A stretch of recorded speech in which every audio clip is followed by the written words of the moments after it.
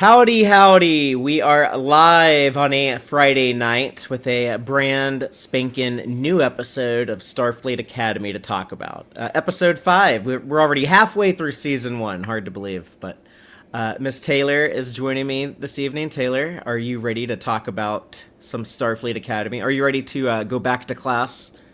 Yes. All right, well, let's get this show started. I'm Fathery.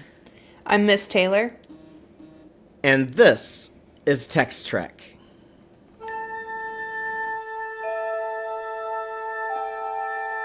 Engage.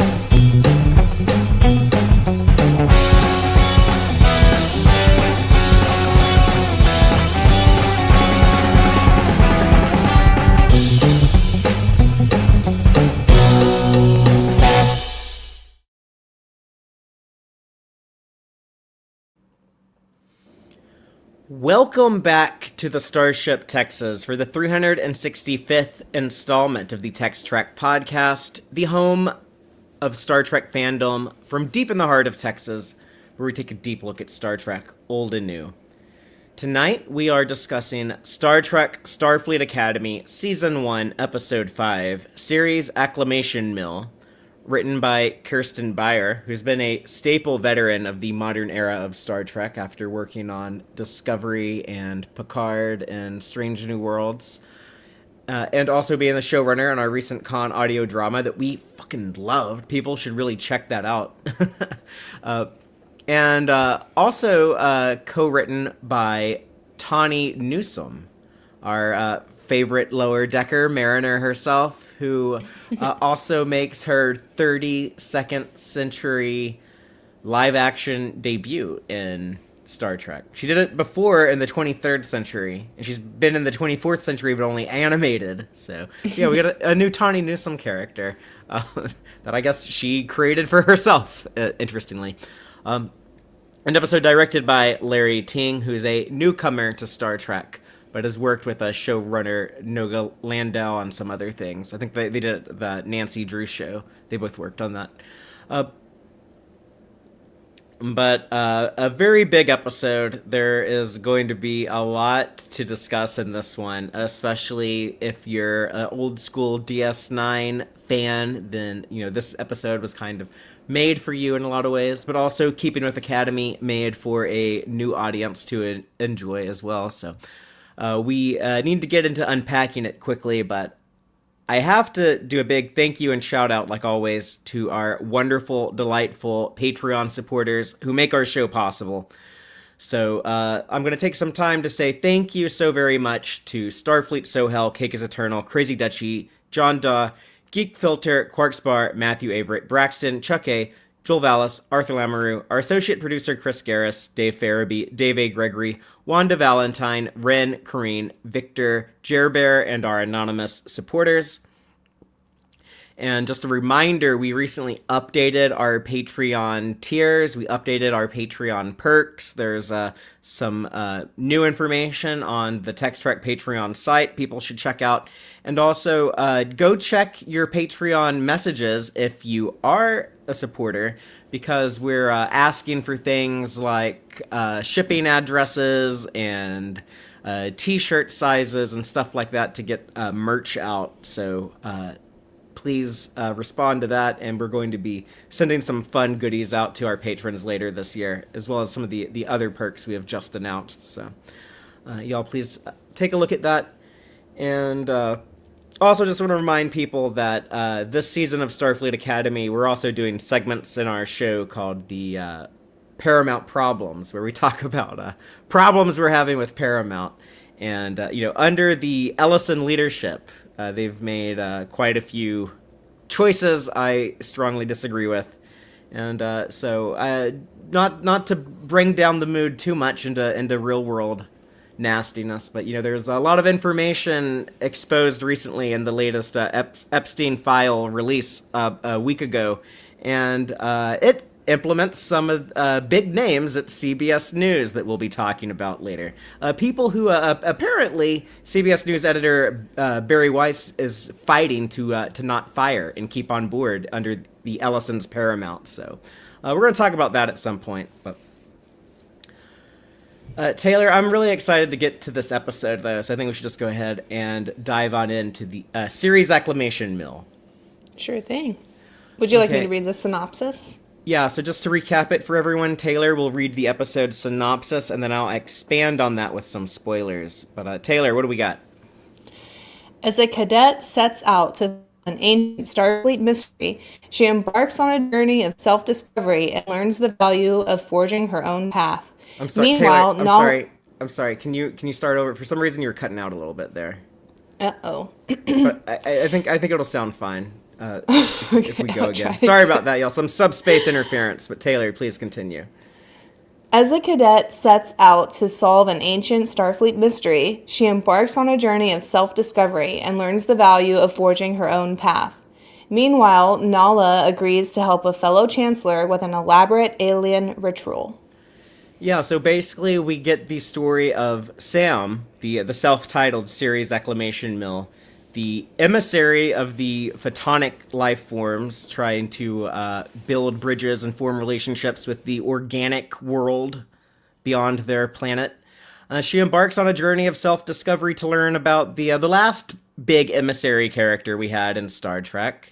No, I'm not talking about Kalar, even though Kalar was introduced in an episode called The Emissary in TNG. Or it was just Emissary, and then DS9 was The Emissary. Or maybe I'm messing those up, but, that's one of those ones I get switched around in my head. But, yes, Sam seeks to unravel the mysteries of what happened to Ben Sisko after DS9. Did he live on in the Celestial Temple? Did he die in the fire caves? What's going on there? So we get some closure, perhaps, to DS9. I don't know how it lands for everyone, but I have some big thoughts that I'll share. And while that's going on, we also get this interesting B story where Ake helps Chancellor Kelrick at the War College. And I don't know. I have some thoughts on that B story, too, I guess, that we'll get to. Taylor, why don't you give us the first opening statement, and before we go into our episode breakdown, where we will run through the whole thing beat by beat, just tell us your broad thoughts on the episode before we get into the specifics. Well, I think it was really entertaining. I love having a Sam-centric episode. I was a little concerned in the beginning because we had some funny writing and interesting overlay on top of the narration. But I think it worked for me in the long run. I wasn't too worried. But I was worried it was a little juvenile. At first, I thought the font was a little too young for her.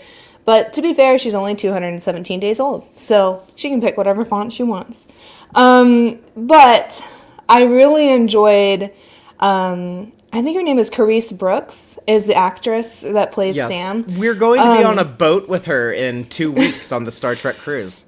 I love her performance and her line delivery. I think she nails this role and makes this story so much more believable and relatable and unique. And overall, I just really enjoyed. I was very entertained. I never was bored with this story, the A story.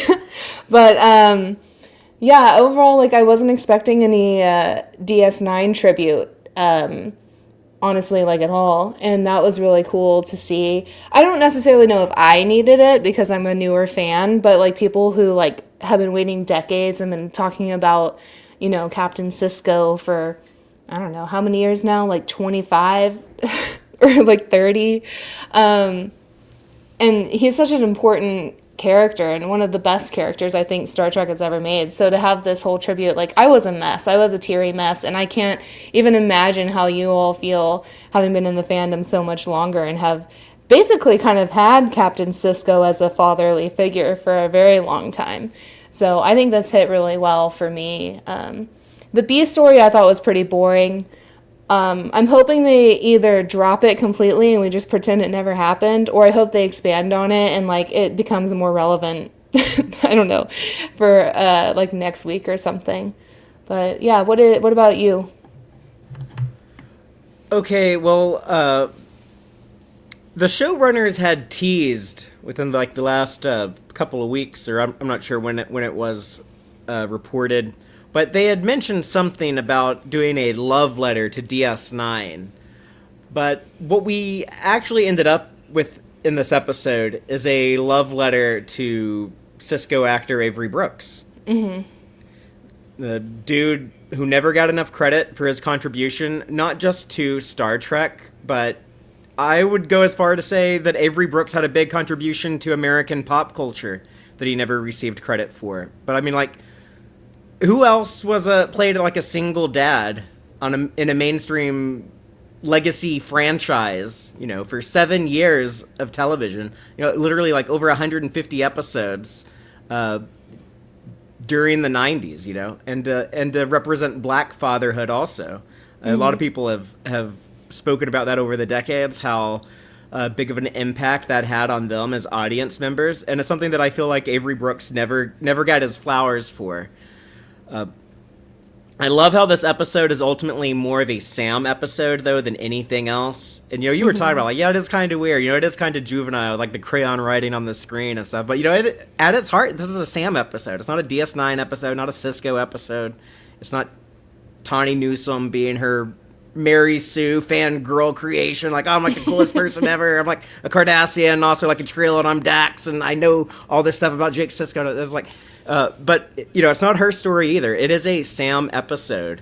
So, it also gives us a lot of backstory on Sam and her people.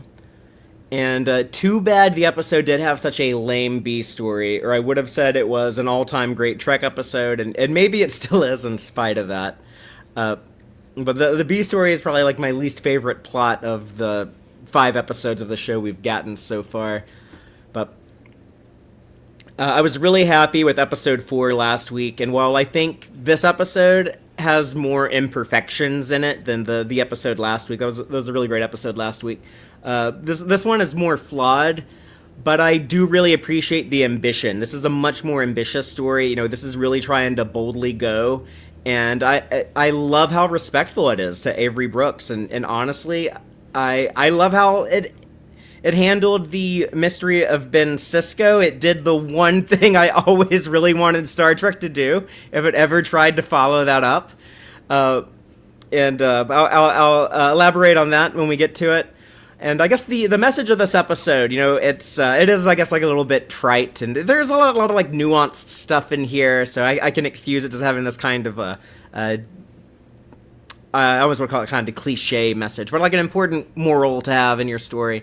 But the message of staying true to yourself, it's like that Oscar Wilde quote, be yourself, everyone else is taken. Mm-hmm.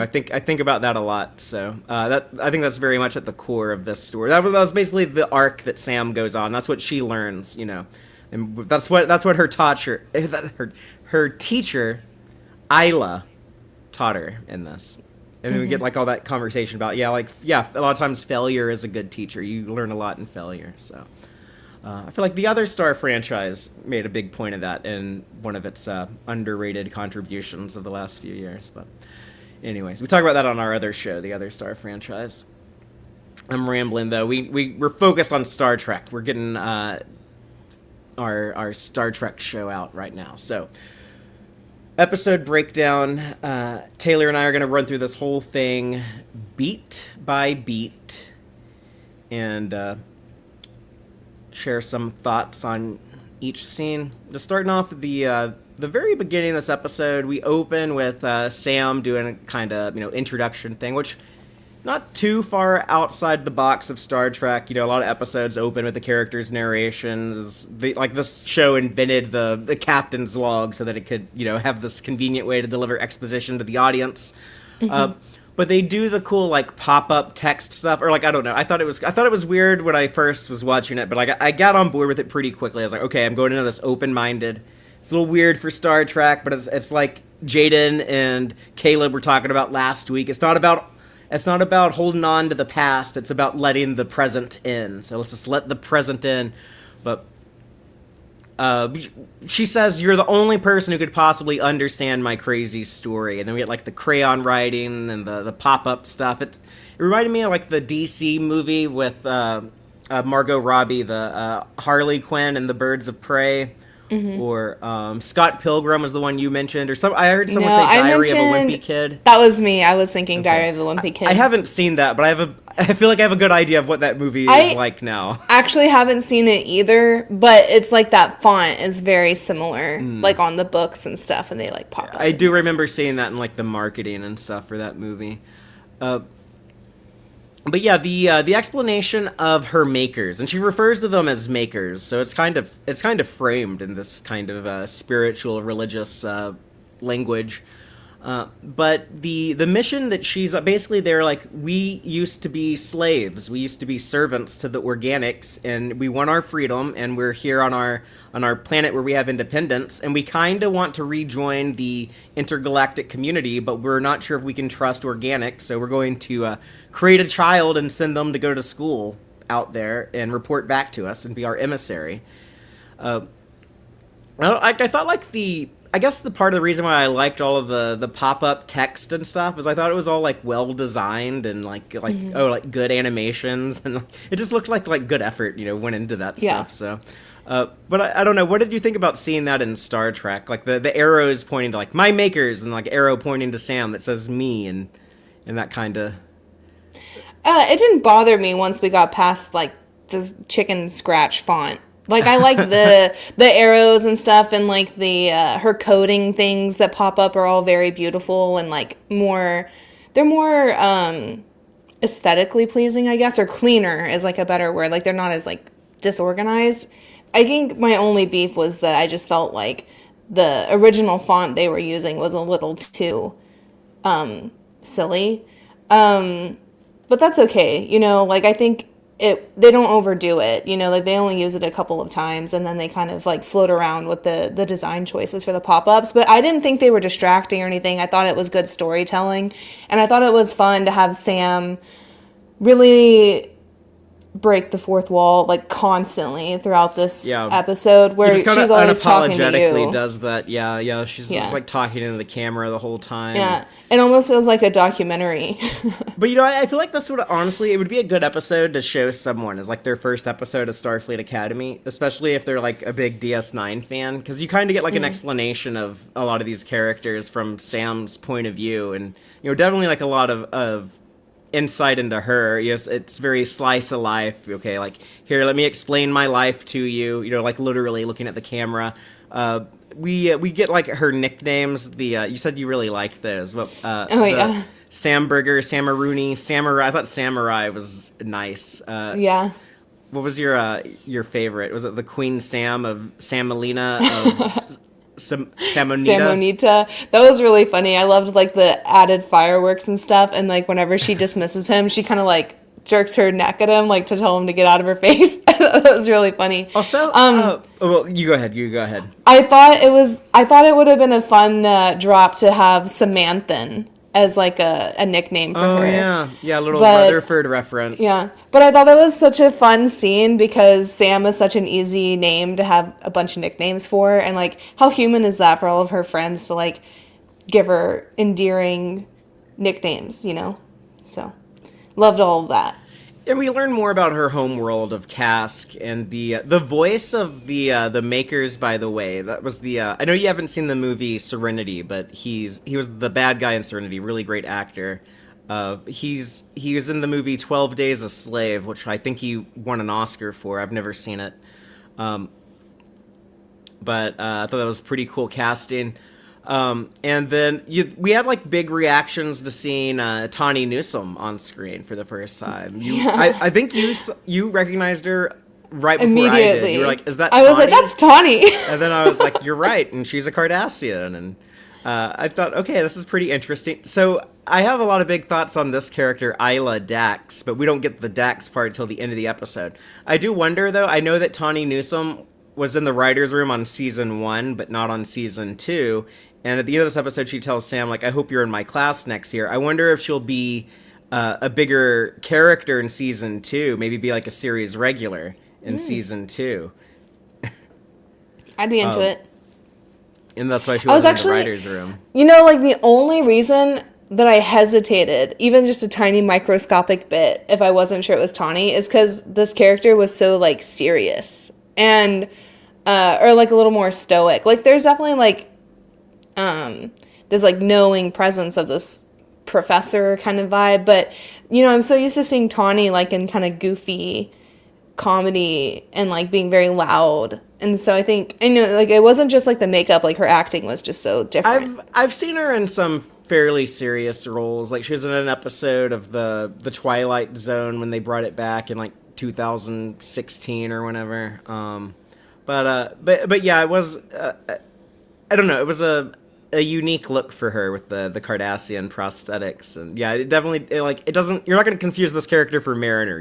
They look pretty different. Mm-hmm. So,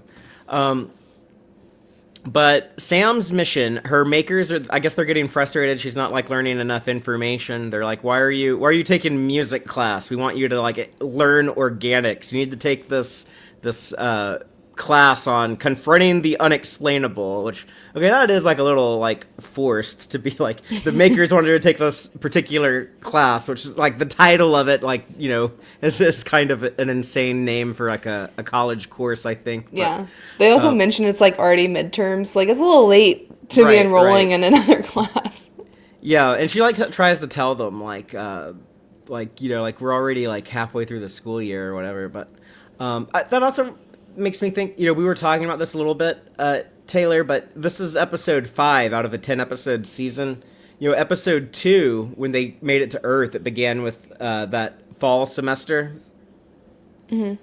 text on screen. We're wondering if we'll see spring semester maybe for in the next episode episode. 6. Yeah. For the second half of the season. Which does make me sad if the show doesn't go for 4 years. If we only get 2, or I don't know, we might end up with 3. Yeah. But it's like, oh, are they trying to do like freshman year, sophomore year, junior year, senior year? But yeah, Isla Dax challenges Sam to solve the mystery of Ben Sisko, like this last emissary. When Sam goes to the mystery classroom, which had a lot of interesting Easter eggs and stuff in there, but she's like, there's another emissary, and Isla challenges her, if you can solve the mystery of what happened to Ben Sisko, not only will I let you into the class, I will let you teach the class. So that's confidence. That's when Sam looks at the camera and is like, okay, it's time to solve the mystery of Ben Sisko, and the cut to credits. It was a great moment until you get to like that lame opening credit sequence with the boring song no one likes. Give us a new song in season 2. And some new visuals. I think the visuals are too boring.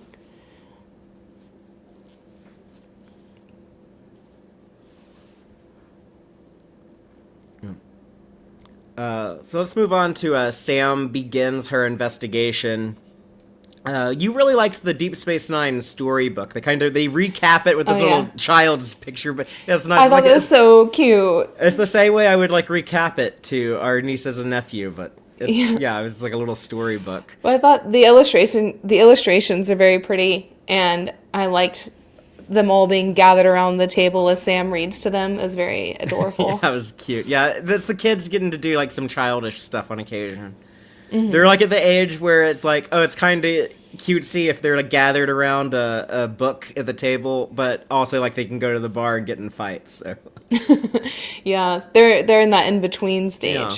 I also really appreciated that they explained and only used Avery Brooks's likeness as a silhouette in almost everything. That was tasteful. Yeah, and I like that they explained it as like the people of Bajor have chosen, like since he ascended, to kind of like not overuse his likeness, I guess. Like over the 800 years, it's now become sacrilegious to depict the emissary, which is, that's how the Muslim world treats the Prophet Muhammad, is that you're not supposed to like draw images of him or I guess have like, you can't have like a poster of him. It has to be like the silhouette like they do with Sisko. At least that's my understanding. But yeah, that was a good way to get around that hurdle. Like, how can we have Sisko be in the episode but not show Avery Brooks? Mm-hmm. which there's been a lot of reporting on Tawny Newsome and Sirach Lofton and the contact they had with Avery Brooks, so we might be able to sprinkle some of that in here as we go through. But it is cool to learn that Avery Brooks did approve of this and did at the very end provide some involvement with the audio we get at the end that we can talk about when we get there.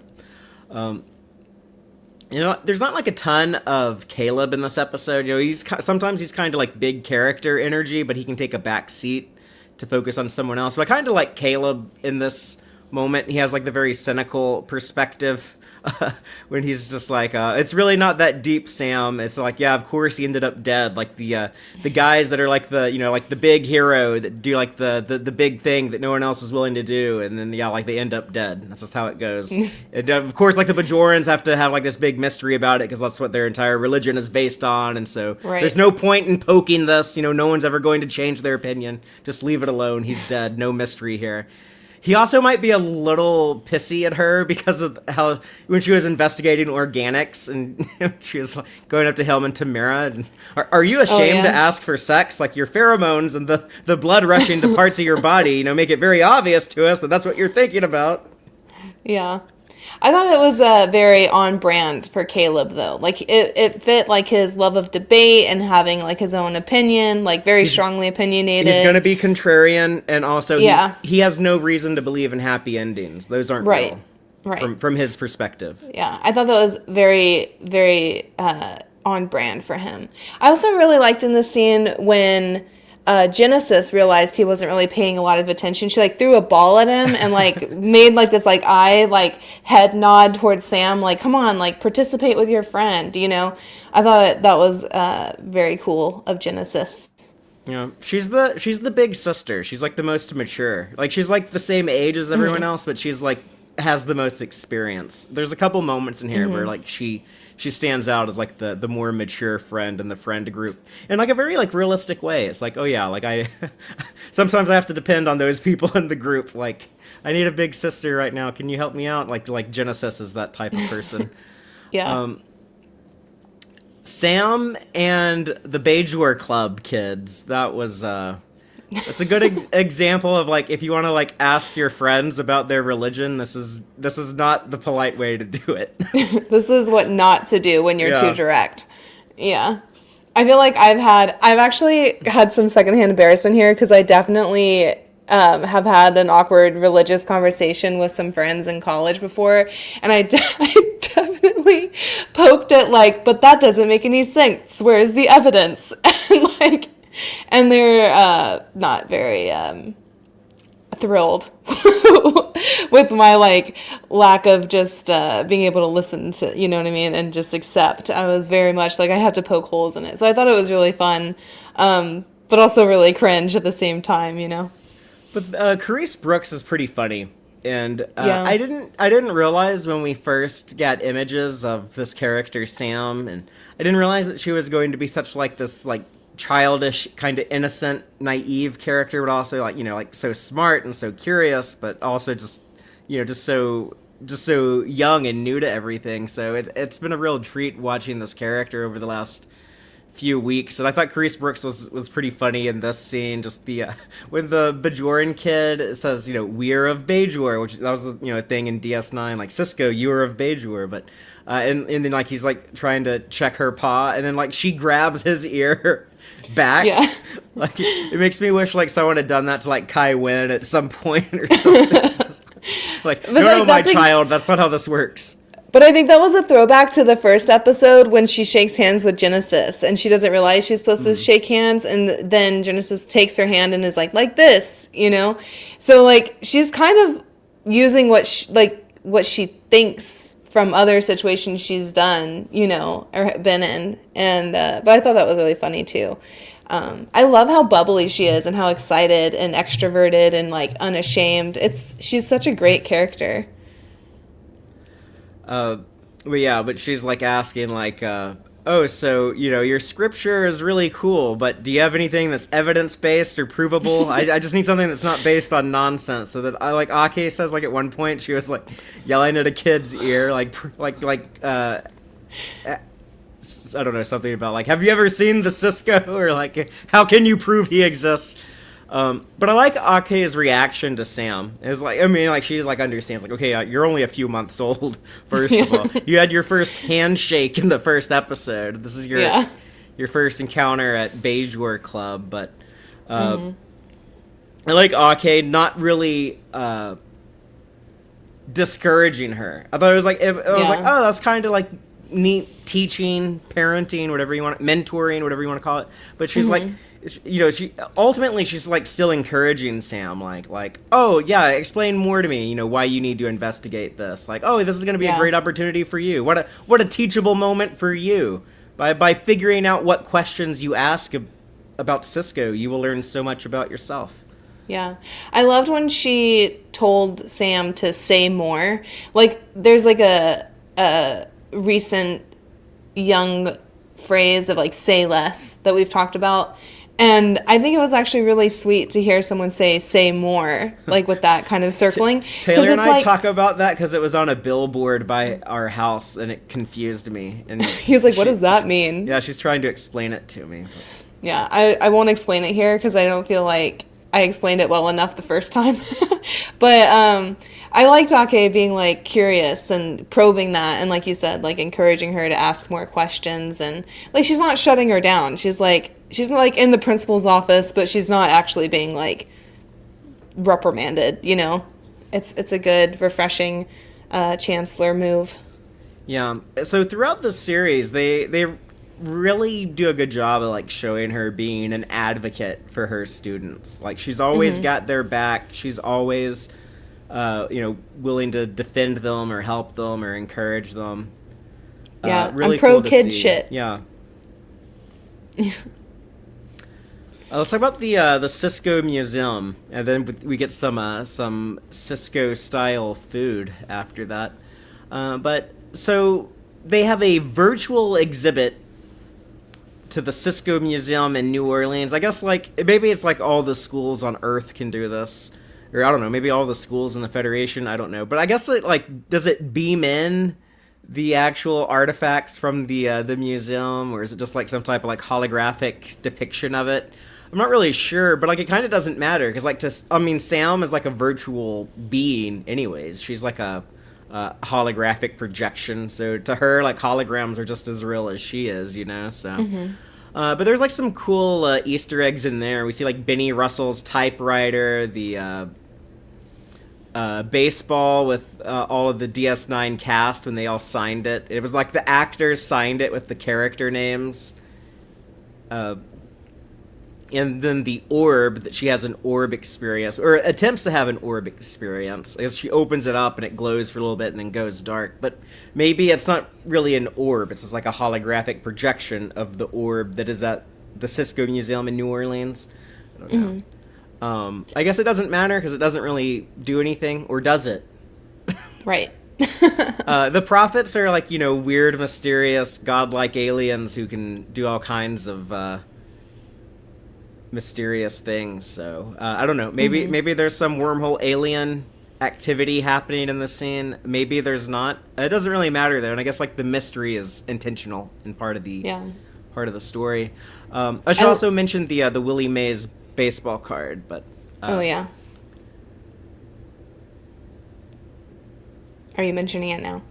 Yes. And I guess okay. I was confused. I don't know how Cisco would have Benny Russell's typewriter, but maybe Jake knew that story and had a replica of the typewriter. Or I don't know. Maybe someone was we've heard Cisco talk about this Benny Russell person, and here's a typewriter to represent that. But I knew what it was there for the audience, we knew what it was. But right. Go ahead. I was just to say I liked Sam's message to Cisco. It was very sweet. And, if I could hear her as Cisco, I would have been I will answer you, child. You're so sweet. But I like both of her messages to Cisco, I think, were very well written. Yeah, I mean, we also get the Jake scene here, so you could also read this as, if Cisco is watching this girl from the Celestial Temple, he could be like, well, she's about to click on my boy Jake on his interview from 2408, and that's the message she really needs to hear right now. But oh my god, I got so excited when Sirach Lofton appeared as the holographic recording in the Cisco Museum. But more Jake Sisko for the first time since 1999. Like, I was there. I talk about this all the time. Like, I was there watching TV when the camera pulled away from the station, and just, I didn't want it to end. I didn't want it to end when that final episode of DS9 aired, and you see Kira and Jake in the window, and they get smaller and smaller and smaller. And that was the last I saw that guy until now. I mean, I see Sirach Lofton at conventions, but Yeah. but This one was actually kind of funny for me because we've seen Sirach so much, like, because he's frequently at the cons, and we've talked to him multiple times. And whenever he popped up, the first thing I said was like, "Hey, I know that guy," but I didn't realize, like, at first that it was Jake. Like, I was like, "That's Sirach Lofton." Which was kind of funny. And then it all pulled together when I had that immediate moment.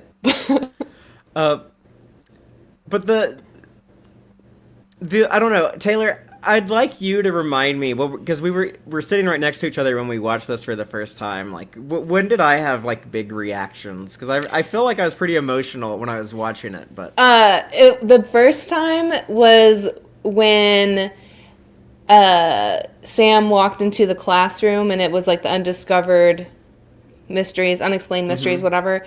And it panned over to Cisco's image, and then it started playing the DS9 theme song. Oh, yeah. And you went, you like gasped. And then whenever Jake came on, you went, like, again. And I don't think you cried at this point, but I know you did cry a lot at the end. But relatable, because I was also crying. But I think the first big, like, emotional moment was just even the DS9 theme coming in early in the episode. And I remember, like, when Sam was, like, recapping the story of DS9 and the emissary, when she talks about, his final confrontation with the Pah-wraiths in the fire caves. I remember, like, turning to you and I was like, I was there. I was in 6th grade, but I was there in the fire cave. I feel like Elrond talking about Isildur in Lord of the Rings, but yeah. When Jake gives that little recorded, it was an answer to a question, is what it was. It says Q&A from 2408. So this is like shortly after Captain 7 of 9 and Ensign Jack Crusher were handed the keys to the Enterprise G at the end of Star Trek Picard. This is a few years after that, so kind of the same timeline. But he was asked what made his father such a good emissary, and instead he's like, well, I don't know about that, but I can tell you, what made him a good dad and made him a good man. And I have the quote here. He says, I knew a man that loved baseball, a man who would knock out a cue without thinking twice. I knew a man who always championed me, especially in my writing. I know his recipes, his passions, and the example he set. Like right here, it's like, it turns, I feel like it was like Sirach doing this, but maybe it's because like I've heard him like at conventions talk about Avery and his relationship with Avery and how Avery was there when his biological dad couldn't be, and it gave him like the father figure he needed in his life, and how like Avery treated him like a kid, and like introduce, like they would go to Laker games, he would introduce Sirach. It's like, here's one of my boys, and like, I felt in this moment when Sirach's delivering the line, like, he changes from Jake to Sirach when he says, he says, all the example he set for me as a father, so that when I became a father myself, I was able to love my children the way he loved me. And then, like, right after he says that, Sirach turns back into Jake Sisko, and he says, and teach them how to make a mean gumbo. Yeah. Like, I felt like I could see that in there. Yeah. I totally agree with you after seeing him talk about how much Avery has influenced him as a parent. Yeah, this was such a wonderful surprise. Like, I don't know. I didn't have any spoilers before, so I had no idea we were getting a DS9 episode. I had never thought we would be seeing Jake again. Something I liked that you pointed out in this scene is that Jake is wearing a Bajoran earring. And I didn't notice that at first, but and I wish we could know more about like who Jake married, because like in The Visitor, where we see that alternate future version of Jake, he marries a Bajoran woman, and he always dated Bajoran girls on the show, and it's just like, it makes sense, like that's where he grew up. So I don't know, it just kind of just from like I guess like a continuity point, it'd be like, oh yeah, like this boy likes the Bajoran ladies, good for him. But yeah, I would. But yeah, it makes sense that he had that ear. Like, I just assumed Jake just lived the rest of his life at DS9 or at the land that his dad bought on Bejor. Just, I don't think he ever left Bejor because his dad didn't want to leave. Like, I don't know. Maybe he came back and took over the restaurant for his grandpa, but I don't think so. I think Jake was like, no, like this is home now. Like. In season 3 of DS9, that's actually like kind of a plot point. Like the Cisco's, Jake and Benjamin both, they're like, you know what, like New Orleans ain't home anymore. DS9 is home. Bejor is home. Yeah. So, but we also get the food side of things.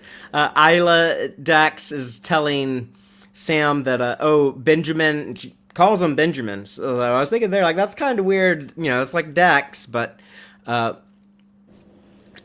Isla said that he grew tomatoes in his quarters, and he was. It's funny because we had like the same conversation with a friend of ours, another big Trekkie, Zach, who's going to be on the Star Trek cruise with us. But just a few days ago, we were having like a conversation with him. He was talking about like the big debate about tomatoes and gumbo and the Creole How do you way make your versus gumbo? the Cajun That's way. not, He was shaming me. He was like, the way you do it is with too burnt of a roux, and it needs tomatoes. But I do tomatoes in my jambalaya though, but not in my gumbo. But I digress.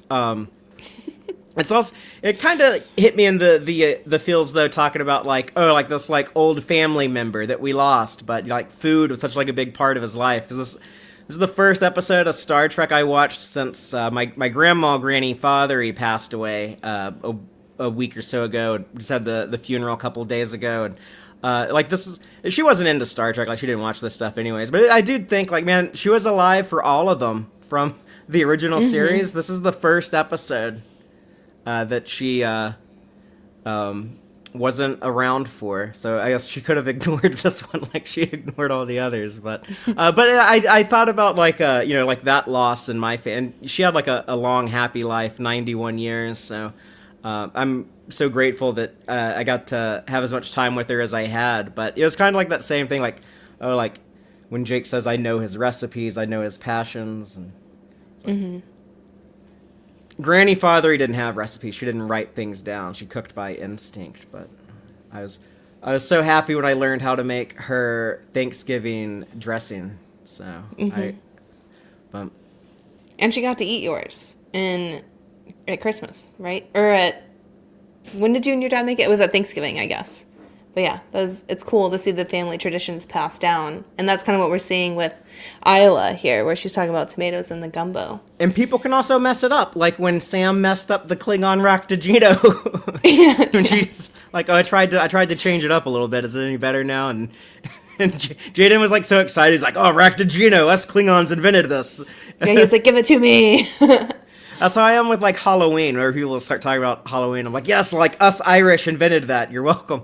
But yeah, he's like, yeah, Raktajino, I love that shit. And then he's like, no, it's horrendous. It's horrible.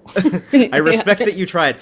I heard Joel point this out last night on the Tex-Trek First Reaction stream, but I thought it also, so I was curious to hear like someone else noticed. But I feel like Jaden is talking faster. He's not doing as stunted of line delivery as he had did. His debate episode last week, so he is more comfortable speaking.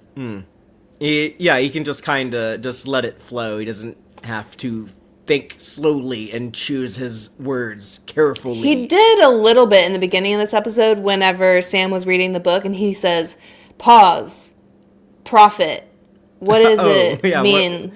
like in this context. I think he was kind of slow in that, but I think he is getting more and more comfortable with his friends and like I think feeling like they're family now, and so he's feeling like he can loosen up. I liked his line, "My mouth is on fire and I never want it to go out." Yeah, That's that a good was one. cute. As a spicy fan enthusiast, I'll have to remember to say that from time to time. But yeah, what do we have? Like some gumbo, some etouffee.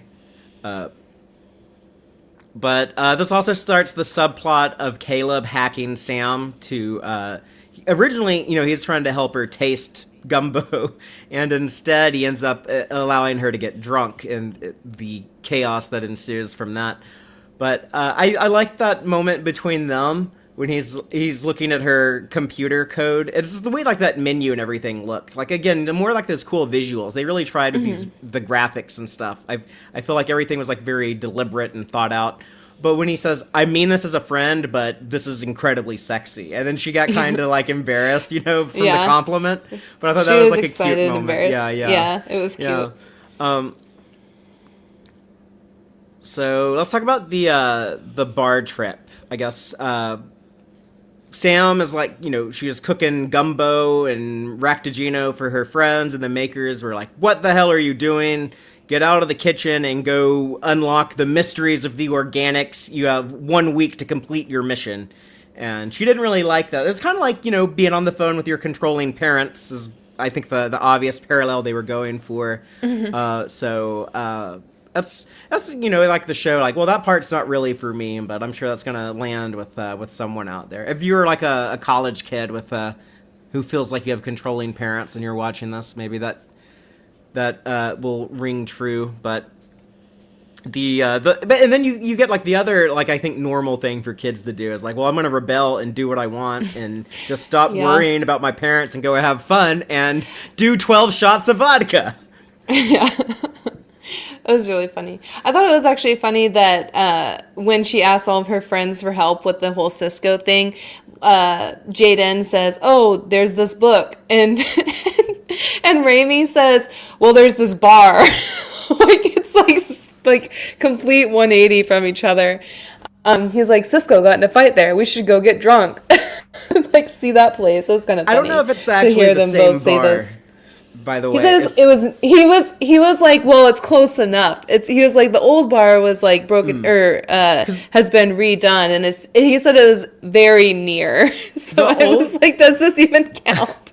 The old bar was called the launching pad, though. That's where the Vulcan Captain Salak, they did get in a fight. It was like a wrestling match, but like the Vulcans were being bullies, and they're like, look at these stupid drunk humans acting like a bunch of dumb hooligans who don't know any better. And then Cisco tried to like argue like, well, like humans and our emotions can be pretty cool. And then they have like a wrestling match, and Solok beat him like immediately, I think injured him, and then wrote like 5 papers about how like I beat the shit out of this guy in wrestling, and here's how, and here's why humans are inferior to Vulcans. And so I like that, like, they don't have quite all the details. They're like, yeah, Cisco's at a bar, he got in a fight, let's go get in a fight at a bar.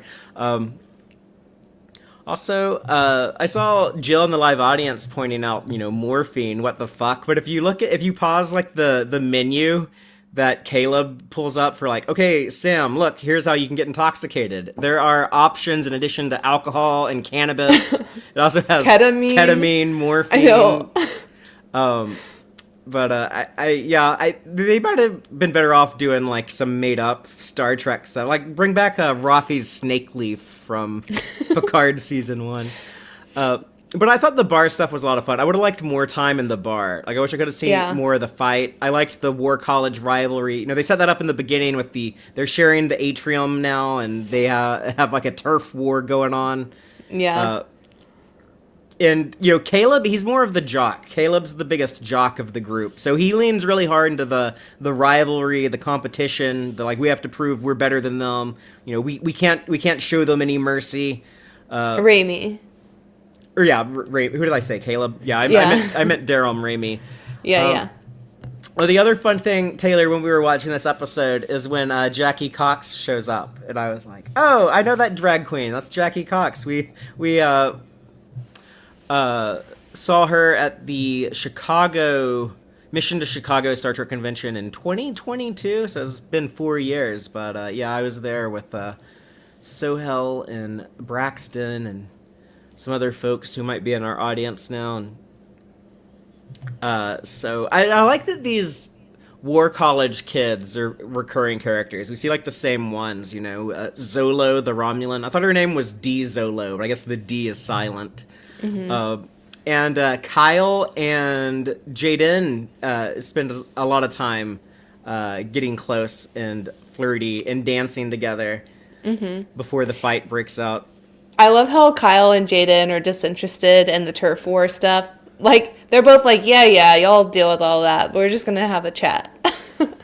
I think it's sweet. They wanted to compliment each other's bearings. Well, like, when Kyle comes in and his friends are, like, talking shit, and he's like, great jackets, guys. Like, he's so positive and, like, doesn't give a shit about the rivalry at all. He reminds me of our friend Sohel. He's just like always in a good mood. He's always smiling. He's always complimenting. Positive. Yeah, he's like, oh, like these talking plants are really neat. Oh, that Klingon joke was good. Tell me the other one.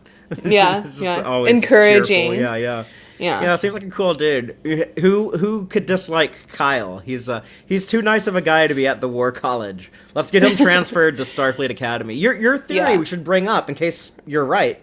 But your theory is that Kyle will go Starfleet, and then one of the Starfleeters will go War College. Yeah, I think Genesis is going to go War College potentially. I could also see it being. I could also see it being Caleb might have like a falling out with the rest of the group and goes over to the War College. Yeah, I don't know. I think it would actually be even more dramatic if Raimi ended up going over to the war, but I don't think he ever would, just because of his pride of being in this turf war.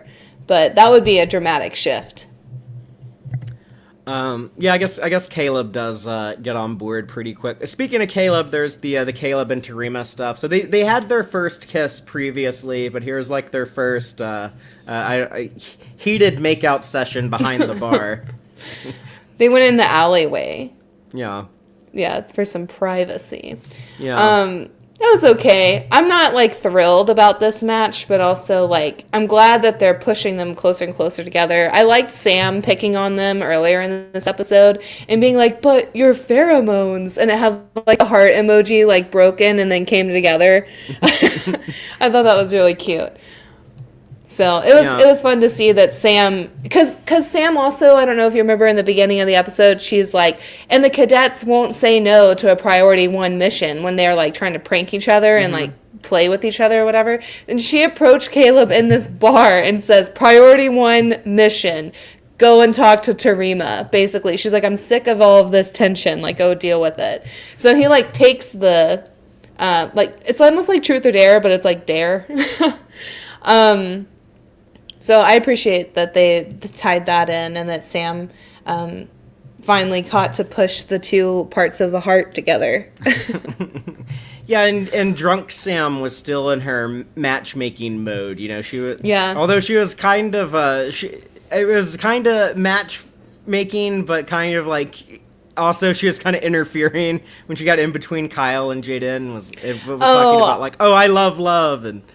I didn't think that was interfering so much as, like, letting the audience more very publicly realize that this... Like, if you had, like, very heterosexual gays, you're not going to see that they're flirting. I think it's very easy to see them flirting. But if you're, like, super not... You know what I mean? But her, some like, of us interrupting... are a little bit more dense and need it spelled out. Yeah, and I think her, like, sitting on the bar and being like, I love love, and it's, like, Kyle and Jaden are right next to her, I think that spells it out more publicly. Like, this is not platonic, so don't read that. You know what I mean?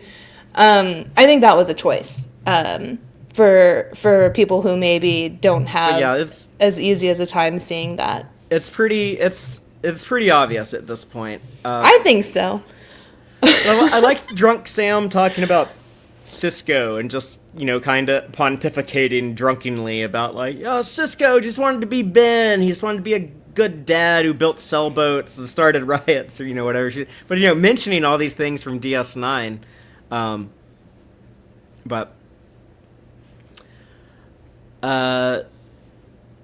when the fight does break out, and I guess it interrupts Jaden, or I'm sorry, it interrupts Caleb and Tarima, and I like that line, like, Caleb, where the hell are you? Get your ass in here. Get your ass in here. I wanted to see more of the fight. After Sam pushes the mean little Romulan girl, like, I wanted to see her reaction more. Like, I wanted to, I was telling you, I wanted Caleb to run in the bar, and then you see, like, the little Romulan, like, on top of Daryl, just, like, punching him in the head, like, sitting on top of his shoulders or something like that, I want to know who threw that other War College kid out of the bar. Like, was that Sam who threw her out? I think it was, because like she got pushed by that Romulan girl, so she was technically like in self-defense when she punched her back. But I'm curious. Like, yeah, like same for you. Like, I think it would have been fun to see the brawl and see all of our characters like goofily. I mean, not goofily. Like, I think they would have done a good job. But yeah, Jill agrees with that. She thinks it was Sam. Although, I don't know. Jaden could probably toss a guy pretty far.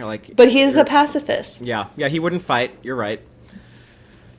Oh, and the doctor is patching them up. We get, like, the disappointed doctor, and he's like, oh, I can't believe you're intoxicated. I did like her response, like, I'm intoxicated with the truth. But the conversation we get about Dr. Lewis had met Cisco. That's the episode Dr. Bashir, I presume, which we should do. Maybe we'll do a backtracking retrospective on that episode this year. Maybe episodes that get brought up in this season of Starfleet Academy. Maybe we'll spotlight in the coming weeks. That'd be a fun one to return to.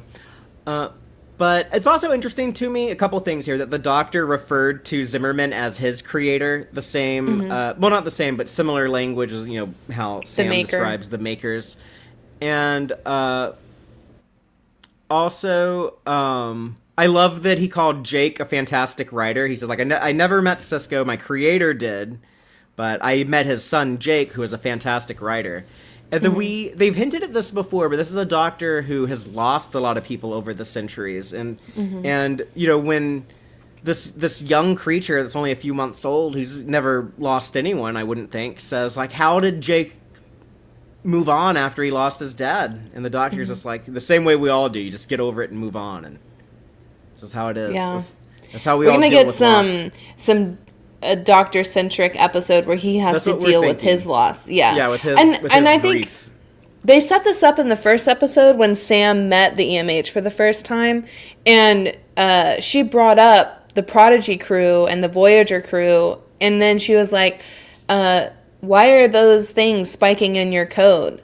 And he was like, they're not spiking, I'm totally fine. I'm not upset or afraid or sad. And then was like, go away. So I'm glad that they brought this up again, like a second time. Yeah, and I should also mention, I think there's a good story possibility there of, like, how to deal with your trauma and baggage without it polluting over into, like, the next generation. So. Yeah. Well, I'm hoping this will lend to a Prodigy-centric episode, like, where we talk about the Prodigy kids with the Doctor.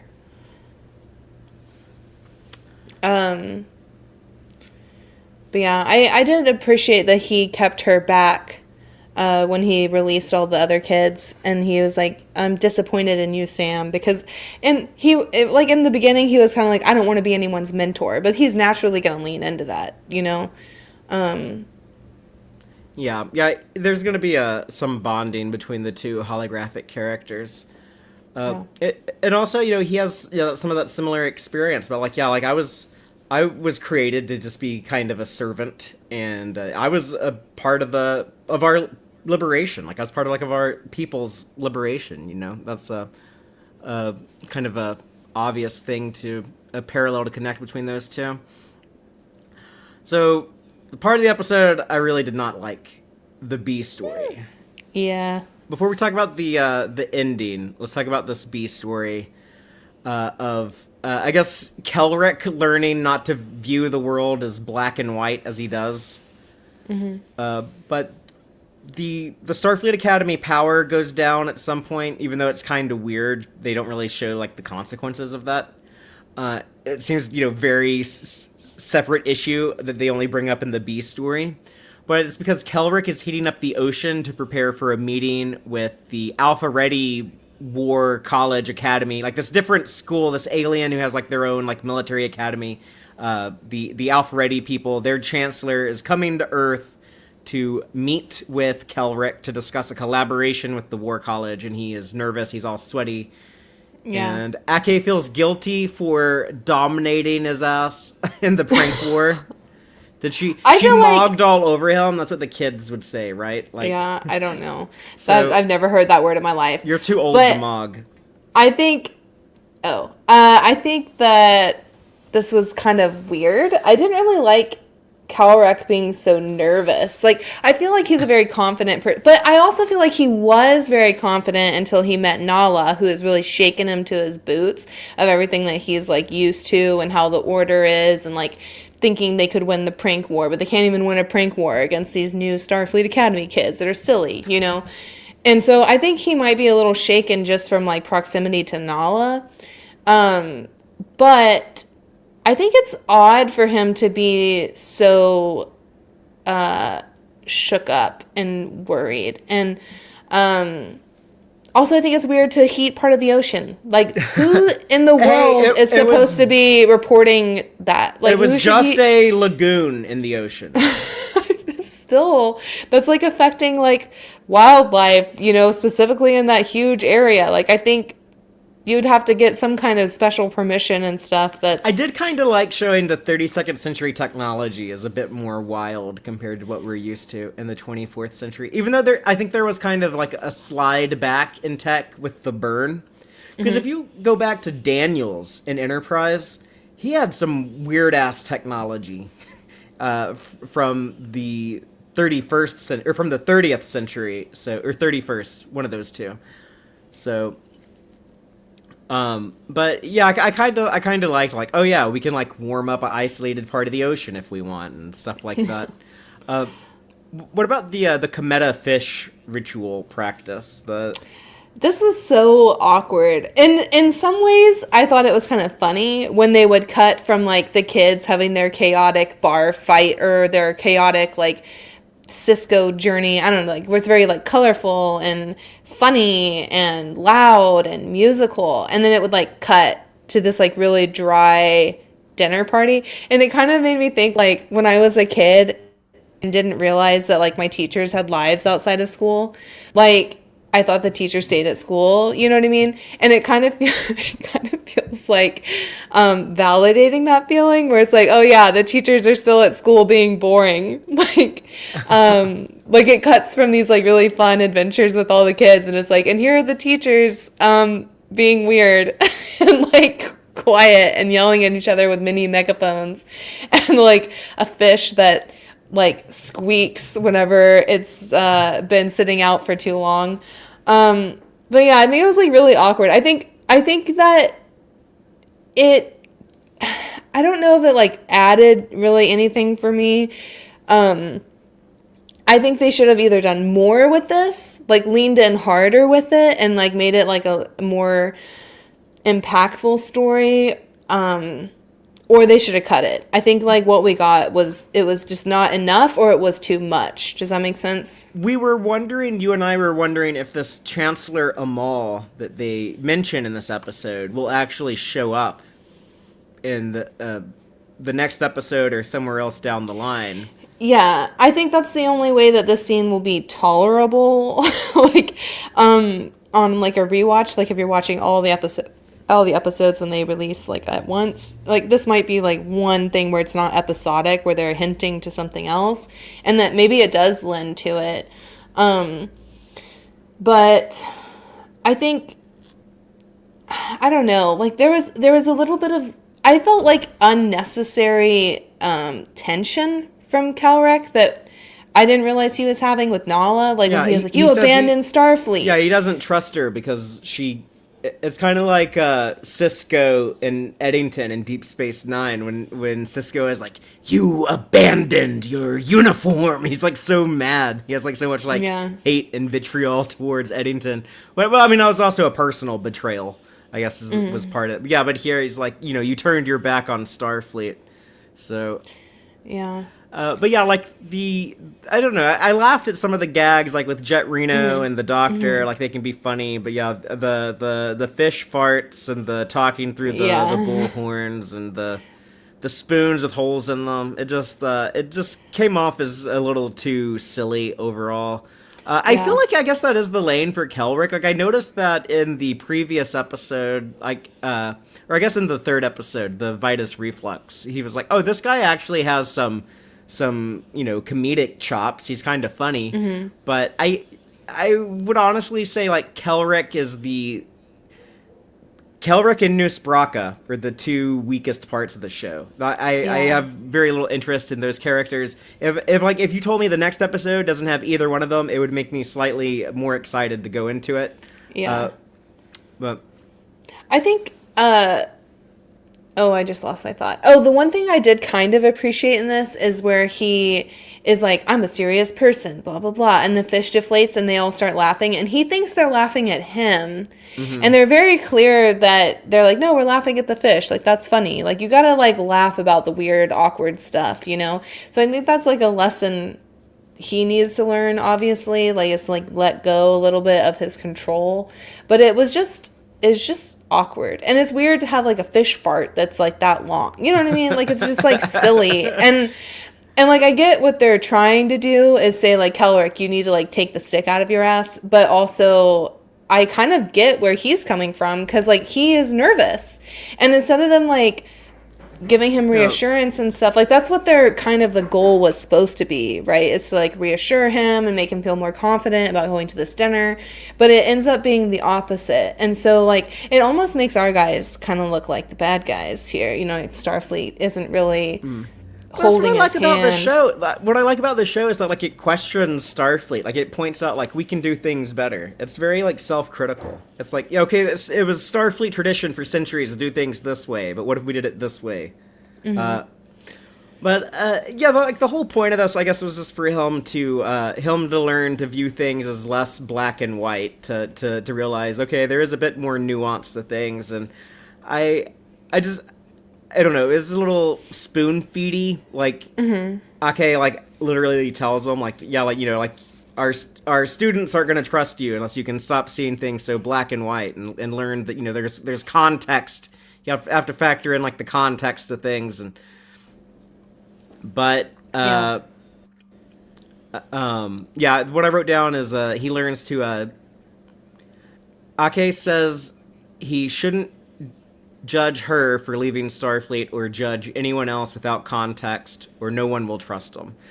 And I guess that does go a little bit with the A story in this episode because a big part of it is like, these might be beliefs that that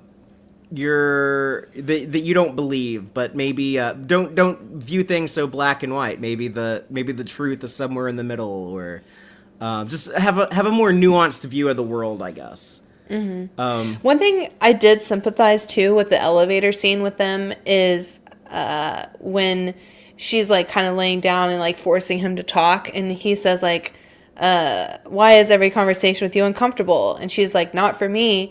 And then he's like, ugh, right, why would we ride in silence? Like, I feel so relatable or related to like Kelrick in this because I don't want to talk about it and I just want to deal with it on my own. And like, I don't want to be uncomfortable, and be forced to like have tough conversations or listen to your side. Like sometimes I'm very like closed off to that. So I definitely saw myself a lot in his shoes in this scene. So I did appreciate him more in this scene than like the dinner scene, if that makes sense. Yeah, I guess what we learn about his character is that like he does have these insecurities. He doesn't want to let anyone down. He didn't want to disappoint the chancellor. He doesn't want the students who depend on him to be let down. And so okay, maybe he'll learn to overcome these insecurities. I would be fine if we dropped this character, honestly. But I don't know. Maybe in the next few episodes he'll add some value to the show. But, enough about the B story. Let's talk about our big ending.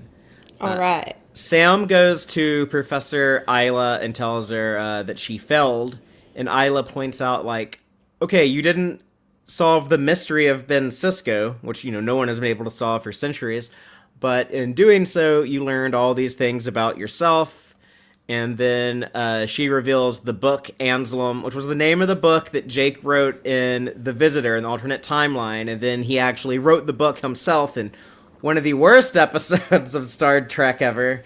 In it's the one with the Muse. Is it? Or there was a Voyager episode called Muse, right? And then there's a DS9 episode called The Muse. I don't know. It's like Emissary and The Emissary. I get them mixed up there too, but. You have 1,000 episodes, and you get a lot of similar titles that confuse me. Regardless, the book was written in the Prime timeline. It just was never published, but it was trusted to Dax to show off to people who need it, who know how to read it. So a lot of that is extremely vague, extremely ambiguous, extremely open to interpretation. I don't know if we want to say what we think is happening here, or if we're just content to leave it as mysterious. But we get this very heart-touching scene between a depiction of Jake Sisko, like, I don't know, maybe it's a vision from the prophets, maybe it's just like Sam just like speed read this book, and this was what her photonic imagination strung together. I guess that's kind of what is implied, or I don't know. Maybe it's the emissary speaking through this image of his son, or something like that. But yeah, I took it as like she read the book real quick because the words kind of flew off the page. Like we've been seeing kind of that extra stuff added to the episode, and then it kind of forms into Jake. And I took it as like she's reading it so fast, and then she kind of like made a script of Jake from how he wrote the book, and kind of basically to make like it's his own narration as like a physical form. But this is kind of like what books do, is like, oh yeah, someone like years and years ago wrote this stuff down, and now when I read it, they're speaking to me. They are communicating with me across time and space from the point they were to the point I am. But the words that she's reading, it goes from Carice Brooks's voice to Sirach Lofton's voice. Why did it have to be him? Why couldn't the prophets have chosen someone else as the emissary so that I didn't have to lose my dad? I didn't realize until now that who he was as my father is inseparable from who he was as an emissary. There was no one else to do what he did. He chose and was chosen all at once. And I like that her like immediate reaction, you know, like she's like been reading about Jake, like she's read like everything there is to read about Jake, and her immediate reaction to seeing this depiction of him, like this interactive version that she can converse with, you know, maybe he's a figment of her imagination, but she says, "I'm sorry for you losing your dad." Like that was the first thing that she wanted to say to him. And then when she says, you know, like the prophets are jerks for doing that to you. And then this is how I would imagine Jake Sisko after, you know, having decades to reflect on things. But when he says like, nah, they all right. Like the prophets ain't that bad. Like I love that. It just felt like man, that's the grown up version of that kid I saw in DS9. And he's so like, the way he describes things, I love that, like, he's so writerly. It's like, oh, yeah, like, he talks like a writer, you know, there's this colorful language, and, but he says, like, you know, his words are, like, that was his purpose, like, to say these words, you know, that's what he was here for. It just, it gives me goosebumps to think about it now, but, yeah, Jake passing on this message to Sam. And he explains to her the Kendra Valley land that his dad bought on Bajor, and, you know, there's that whole thing, and Season 7 of DS9 during that final arc when the prophets told him, like, don't marry this woman, it's not going to work out, you'll know nothing but tragedy. But Sisko did that anyways. He followed his heart. He married Cassidy knowing it wasn't going to work out well for him. And it just, like, hearing, like, Jake's reaction to that, though, here, like, we never heard, like, that other side of the story. Like, we never heard Jake's perspective on that.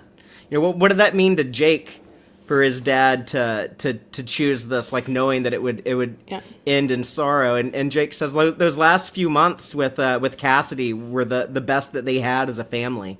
And it's like Sisko knew that. He's like, I can give, it doesn't matter if this is going to end terribly for me. My son needs this. And Cassidy, the woman I love, like they need this. Like I need to do it for them. Yeah, that's exactly what I was gonna say. Like he wasn't thinking of himself. Like he was like, yeah, it might bring sorrow to me, but I can live with that. And these are the people I who I can want. live with it. Yeah, and these are the people who I want to make sure are as comfortable as possible when I'm gone. I think he already knew that. Like, he knew that he was doomed, you know? Maybe not necessarily when or how, you know, but I think he knew, like, I have to make the best decision for my loved ones. You know, you can't just be telling me what to do all the time. Also, I wanted to point out someone in our live audience, actually Double Guitars, says Jake would have been part prophet. So that could have been part of him appearing here. I guess he would be like 1/4 or 1/8 prophet. I don't know math, fractions, difficult. He'd be 1/4, but that would be some powerful genes, maybe. Yeah, but I think it's an interesting fact to bring up. I also love you pointing out Cisco accepting he's a doomed man. I frequently think of the Huey P. Newton quote: "The first lesson a revolutionary must learn is that he is a doomed man." But yeah, baller Cisco move that he you know, it's kind of like that heroic, old school type of tale that goes back to like Arthurian myth. But these days and age, we kind of criticize the chosen one story. You know, rightfully so. That idea of like, oh yeah, you were born to do this. You were destined. You're the one with like the birthright to do this. You know, and that can be weaponized and used to do harm. But there's also a heroic trait to that story of the responsibility falls onto you, and it's not fair that you're being asked to do this thing, but you're strong enough that you're able to step up and do it. And I love what Sam learns is like, oh, am I just like predetermined to be an emissary and I have like no independence, no free agency? And Jake explains to her like, no, like you just have to do it your way. Just like stay true to yourself and be yourself. And be an emissary as a function of you being yourself. You know, that's what my dad did. That's how he did it. There's a lot of the shit the prophets didn't get that they had to learn from. In addition to them teaching him, he had to teach them. And now that's the outlook that Sam can now apply to her makers. Yeah. I think it's also important to bring up from the chat, Trev is saying that he's not sure he would align living with the prophets being doom. And that's fair, but I guess what I mean more about the doomness is that he doesn't get to live the life he wants. Like he was promised sorrow. Yeah, right. So I say doomed, but it's more of like you're talking about, destined to fail for what he wanted. Like he's gonna fail at being there for all of Jake's life, or he's gonna fail at being the best husband to Cassidy now. Like those are all things that are doomed to fail, I guess is how I should phrase it. Yeah, he gets it. I think he is. Okay. Sorry, I just wanted to correct myself. Point that out to us though. That it wasn't all bad for Ben. Like right. Even though, as Sam points out, there probably is there's no shrimp and grits in the Celestial Temple. But I don't know. Maybe he opened a restaurant in there. You know, maybe he was cooking for the wormhole aliens. He's like, y'all need some spice in life. Yeah. But the most beautiful part of this moment for me, that like I always wanted them to do, if they ever tried to explain Cisco in Star Trek. Oh, you're muted.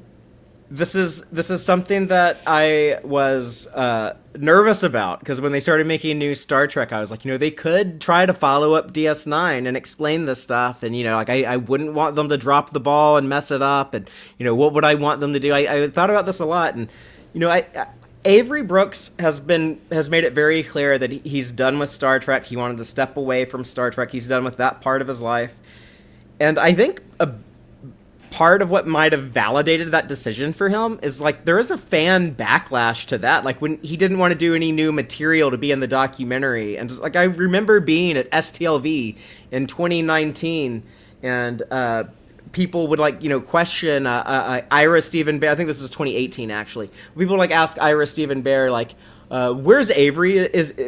How's he doing? Is he okay? Is he in bad health? and Ira Stephen Beyer would be like, he's fine. He just did not want to be in the documentary. And like people couldn't understand that.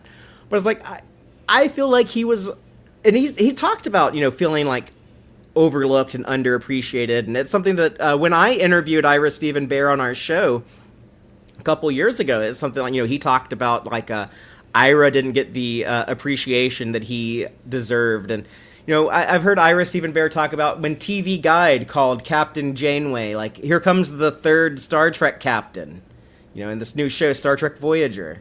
Like, look out Kirk, look out Picard, now it's a lady captain. And he's like, you're just totally ignoring my guy. You just ignored Avery. At the time, he was like a commander. And, like, that was kind of messed up. Like, well, why did the black captain have to start off as a commander? It's... Yeah. Sure, it wasn't anything they were thinking about at the time, but looking back now, it's like, well, maybe you should have thought about that. And so this guy who's been, like, underappreciated, and now he says, like, okay, like, I'm not going to do any more Star Trek stuff. I'm just living my retirement. I can work on my own stuff. I can just stay at home with my family. Whatever the hell I want to do with my time, I'm going to do it. I'm happy that Avery has that. At the same time, it's like, okay, well, if they did do a Deep Space Nine continuation, it probably won't have Avery Brooks in it. You can't have, like, Sisko come back from the Celestial Temple. And a lot of y'all out there know this, but just as a reminder to people, that ending a Deep Space Nine, Avery Brooks asked them to include, like, a line in there, like, Sisko will return.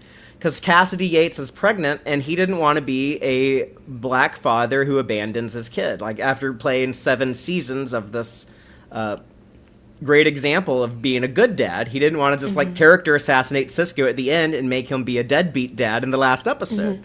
Yeah. So I always thought, and I would get so nervous about this, like, I would tell people online, I'd be like, I have a good way to deal with Sisko in a Star Trek show, but I don't even want to post about it online, because I don't want the writers to be like, well, we can't use that idea because we saw it on the internet, and we're not supposed to use ideas that people suggest to us. We're supposed to come up with stuff ourselves. So I wouldn't even, like, post about it. But I always thought all they would need to do is just have Jake, or just have, like, Cassidy's kid who's now born and grown up or whatever, just, like, have them say, like, oh yeah, my dad never left me. Like, he's always here with me. Like, he was always here. And so when they have Jake tell Sam in this scene, when he says, my dad didn't miss anything. He was always there. Like, yeah, he was always there with his family. And, like, they knew it. And the rest of us didn't need to know it. But we know it now, and I love that. Like, when I heard that, I was... To me, like, this entire secret hideout project on Paramount Plus of, like, Discovery and Lower Decks and all these new shows and everything, for me, like, it was worth it just to get that Jake Sisko saying canonically in Star Trek, like, my dad was always there with us. Like, that, I am so grateful to this show for giving me that. And what we heard about in some of the behind-the-scenes stuff with Tawny Newsome talking about, working with Sirach in this episode, and Sirach, who's still in contact with Avery Brooks, was able to get Avery to approve them to use his line of dialogue in this episode. It came from a spoken word album he put out in 2006. It was from a poem that really does line up with the themes of this episode. It reminded me of another thing Ira Stephen Beyer once said when he was like, oh, we could do like a time travel to the Trouble with Tribbles episode. Get that guy who played the Klingon in that episode. Maybe like he's still alive. He's still acting. We can bring him in, right? And they looked around the restaurant and that actor was like in there. And Ira Stephen Beyer was like, man, if there's a God, he's got to be a Deep Space Nine fan because like these things keep happening. It was almost kind of like that. So, which I guess also might be in line with the themes of this episode, but I don't know. Taylor, I'll shut up. But did you have any other thoughts on this Jake scene with Sam at the end? No, I really loved this whole interaction, whether or not Jake is real or a prophet or a script or whatever. I think it's like you said, like it's everything that you need. Like it's like the only way to handle it well, I think, and I agree with you. And this made me tear up so much. And I also loved that Sam gets that reassurance from Jake, and he reiterates to her multiple times, like, you are enough to be the emissary, but it's also okay if you don't want to be the emissary. Like, I get it. He learned that from his dad. Like, his dad was the one who told him, like, you are enough. Like, when he says, like, he told me that so many times, and I wish I listened sooner, but yeah, like how can you not be enough? Like, you are the emissary. Like, whatever, like, however you do it is the way it's gonna be done, you know? Like, it's you. So just do it your way. And and then, like, the line when she's like all nervous and she's like, if I close this book, are you gonna go away? And then he's just like, girl, I thought you were the one in charge of this. Like, I'm a figment of your imagination. But you know, the way that I read it, I guess, is like, like she read the book, and then this was kind of what she imagined in her holographic brain. You know, maybe it is some wormhole alien interference in there, but you know, it kind of means, like, you knew this. Like, maybe, like, you had to read about some things and think about some things, but at the end of the day, these are things that you have figured out that you know, because you're the one in control of this setting that we're in. Yeah. You know, the other thing I really appreciate about this is Sam didn't start crying until after she said, maybe I don't want to be the emissary, or maybe I can't be the emissary. She said something like that. And she wasn't crying until she said that. Like, she's distraught at, like, thinking, like, maybe I am gonna fail, you know, and maybe I will be ripped away from all my friends and I won't get to finish this mission. Like, I think it was important that, even though, you know, this conversation is very emotionally leaning for the audience, I think, like, the emotional tears that Sam is experiencing isn't, like, the same emotional experience that the audience is getting. Sure. But it's still, like, the same level of tears. I was definitely ugly crying. But like, you were crying so hard in the audience that, like, you needed to see someone cry on screen too. No, I'm just saying... You need to see that emotion reflected there. I don't need it, but I think it was good to, if they were going to have her cry. It felt appropriate for her to have that, because it's such a hard thing to admit out loud, as, like, maybe I don't want to be the emissary, or maybe I can't be the emissary. Like, she's literally, like, accepting, like, potentially she's not gonna do this massive job that, like, her literal whole 217 days have been aimed at, you know. So like, and then again, that goes into Jake telling her that you are enough and you'll figure it out, like, you're gonna do it your way. But I think that was just really, it was cool that maybe, like, I guess what I'm trying to say is that it's cool seeing that, like, the character on the screen who's emotional is having a whole different emotional reaction to, like, what the audience is getting, because for us, we're mourning and, like, having some closure for, like, Cisco, but, like, for her, she's getting closure on, like, her failure and, like, being the emissary. So I just think it's interesting to be having, like, that same level of emotion, but they're different topics. Okay, but I don't know how to say it better. that makes me think that you really can't do a story like this without something like Star Trek. It kind of needs something like this story hits in a particular way because it is, like, this big epic saga that's taken place over decades, and here's, you know, like, a callback to a character a lot of us grew up with, that a lot of us feel like didn't get the appreciation they deserved. I don't know. Sometimes I do think that, like, I don't like it when things are all meta and self-aware. I kind of want, like, every story to be kind of enjoyable in a vacuum, and you can, like, you know, you could watch this 1,000 years from now and you would get everything and it would all make sense, and maybe that would be true to a lot of it, but there's so much of this that just that I can't deny just, like, resonates so strongly with me, especially in, like, this final scene after we get the Trill reveal. We learn, like, this is Dax, even though, like, I thought Trill symbiotes weren't supposed to live that long. Dax was actually born in, like, 2012 or something. Like Dax would already be alive on the Trill homeworld now. I was like, man, this thing's gonna be, like, 1,200 years old or some shit. It's like, well, I guess in the future the slugs can live longer, but maybe they'll do some cool stuff with Isla Dax. Maybe we'll see her more in season 2. It is very, it is very Mary Sue-ish to be like a Star Trek writer. I mean, I'm gonna write myself as like the coolest character who's like part Cardassian, but also part Trill, and it's also like the latest Dax host. But I do appreciate Tawny Newsome's work a lot. So we'll see where we go with that character. I'm excited to see whatever's next with her. But the last thing, we end on Sam, talking about music class, talking about like, telling off her bosses, the makers, her controlling parents, like explaining to them she's going to do things her way, and she'll keep them in the loop when there's something to report. And her explanation of playing the theremin, how it's the instrument that reminds her of herself, like it's her being herself, being true to herself. But it was so beautiful how they describe it. It has no strings, it has no keys, technically speaking, but it's like her. It's like it's still there. It's this intangible but undeniable presence that is unique to itself. Is a great way to describe Sam. But the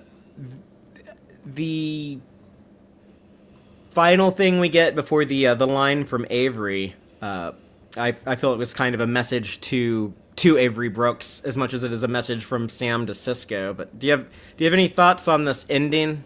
Before I want to read that quote to cap things off. Yeah, you should read the whole thing. I wrote it down too because I really loved it. But it's so. At this point in the episode, it's like definitely directed at Avery more than it is like Sisko, anything else. And I just really wanted to reiterate how amazing I think Carice Brooks is in this episode. Like her line delivery, her emotion is so perfect. And I'm like, for someone who's acting this and maybe didn't grow up with DS9, I don't know her history with Star Trek, but it's delivered in the right way where you can feel like that honor and respect towards Avery from her character and also as an actor, I think.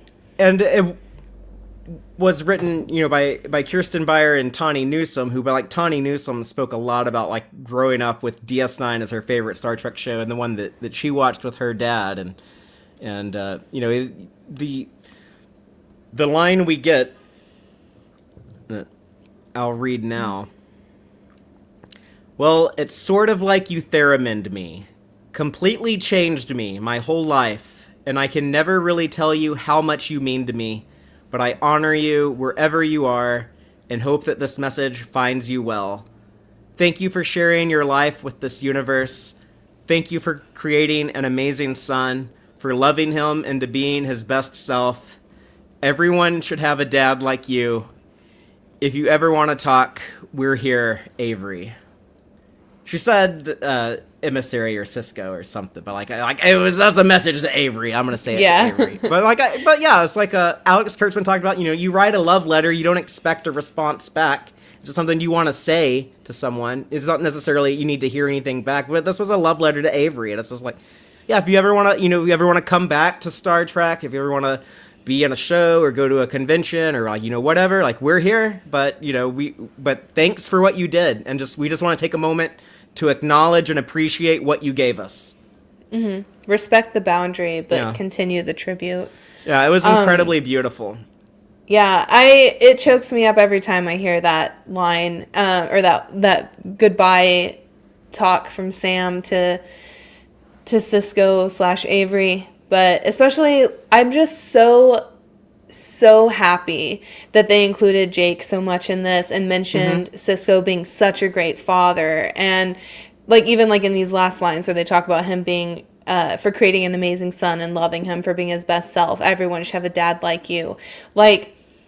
That was the most important thing that I think we got out of DS9. And I think one of the first things even I said to you, when he kissed Jake for the first time, I was like, this is amazing.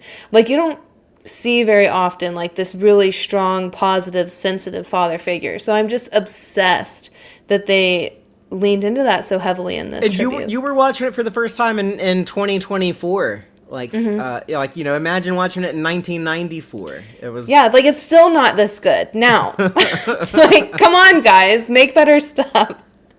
But yeah, so I'm so glad to see that this legacy has lived, you know, so long.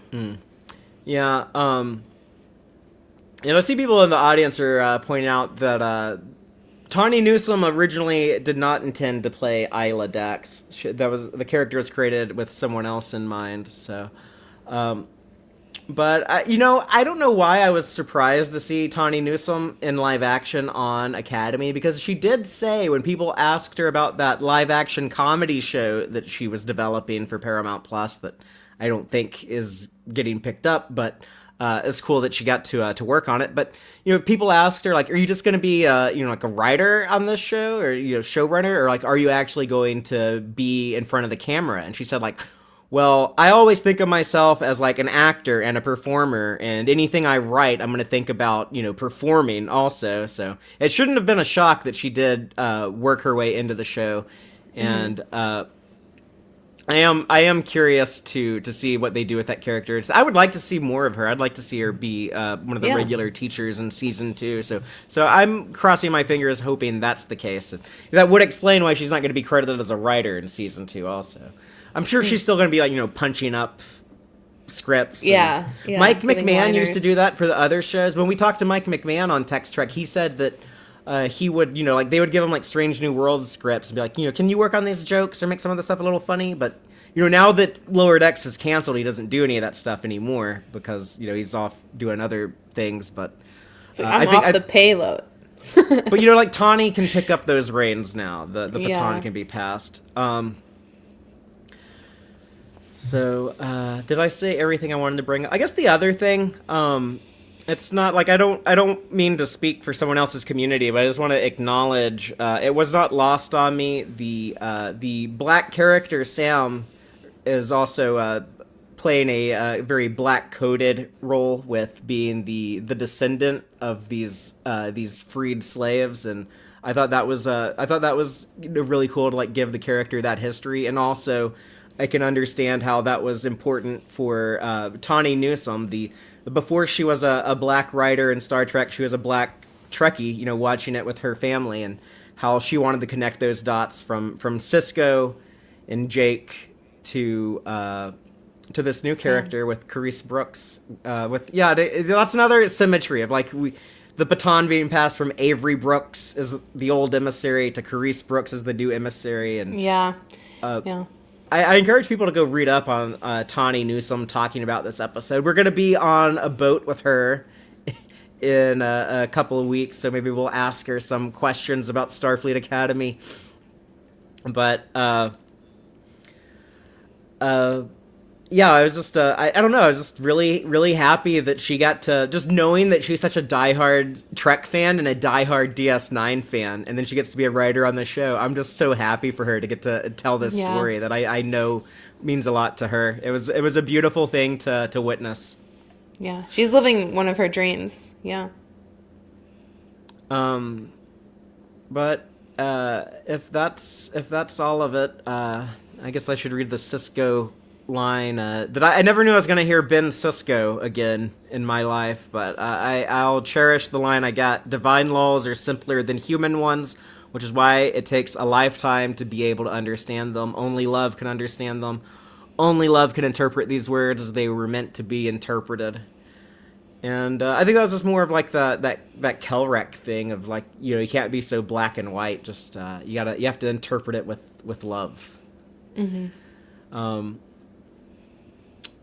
But if that's all we got, then thanks everyone for joining us for our discussion on this episode. I do have some subspace transmissions I'd like to get to, and I also I know we haven't been doing Gorn eggs this season of Starfleet Academy.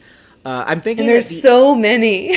Well, at the end of the season, we should just do a whole show on a Friday night of just all of the Easter eggs, in-jokes, and continuity connections we caught in Starfleet Academy Season 1. I don't know if we'll frame it as everything. We might frame it as, like, our favorites, but I don't know. Maybe we'll be crazy and try to go over every single thing. That would be a full show in and of itself. Like, there's so much there. Well, we'll workshop how we're going to do that, but we will do it.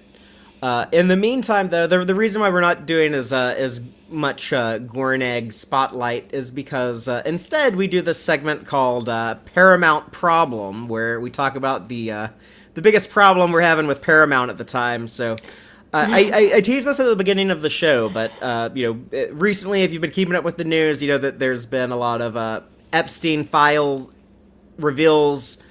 And a lot of really nasty people are being exposed as being guilty of some of the worst crimes possible.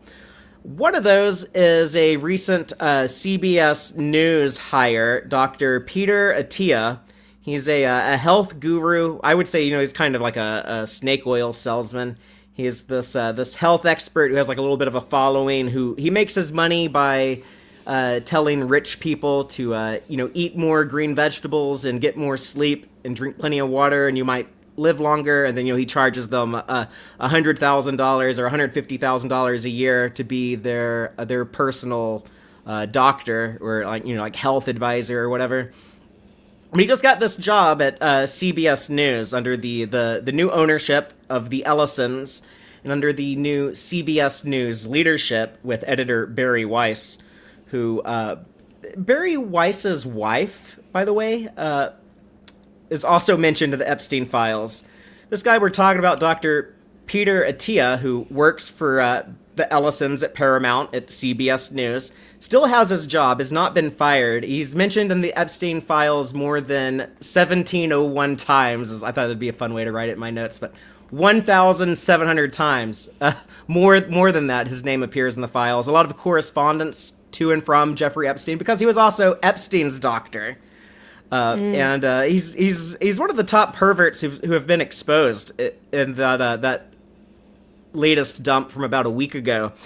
I just want to read some of the correspondence that this CBS News employee has had with convicted Jeffrey Epstein after Epstein had been arrested for sex crimes with minors. In 2015, Attia wrote to Epstein, wrote to a guy after he's been arrested for sex crimes with minors. He tells him, "Worst part about being your friend is that the life you lead is so outrageous, and yet I can't tell a soul." So that's the kind of things they talked about, these emails back and forth. Also, in a 2016 email, Attia said, using Epstein's initials, JE, but he says, "I go into JE withdrawal when I don't see him." So he was so obsessed with being around this guy all the time, and he would hang out with Jeffrey Epstein. I'm sure he'd just say, like, "Oh, I'm just with my client, my patient, whatever." But he wrote in one of his books that he was busy with important work in New York City while his wife and his 1-year-old infant son were in the hospital. Their 1-year-old baby, Peter Attia's 1-year-old baby, stopped breathing and had to be rushed to ICU in an ambulance. And his wife called him and was like, "Hey, we're in ICU with our baby. He's not breathing, and he's not out of the woods yet." And Attia said in his book, "I had to stay at work. I chose to stay at work." Well, now that these Epstein emails are out, people went through and looked at the dates of some of these email conversations.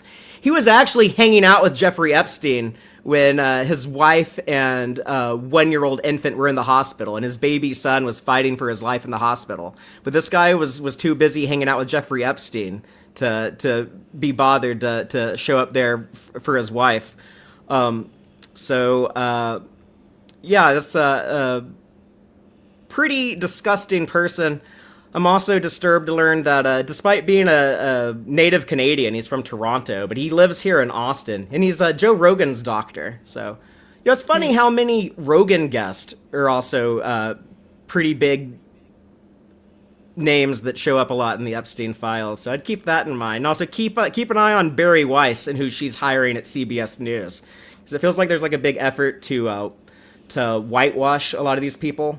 And right now, she's refusing to fire this guy who currently works for the Ellisons. So this is the kind of content that Paramount is putting on Paramount Plus, is people like this.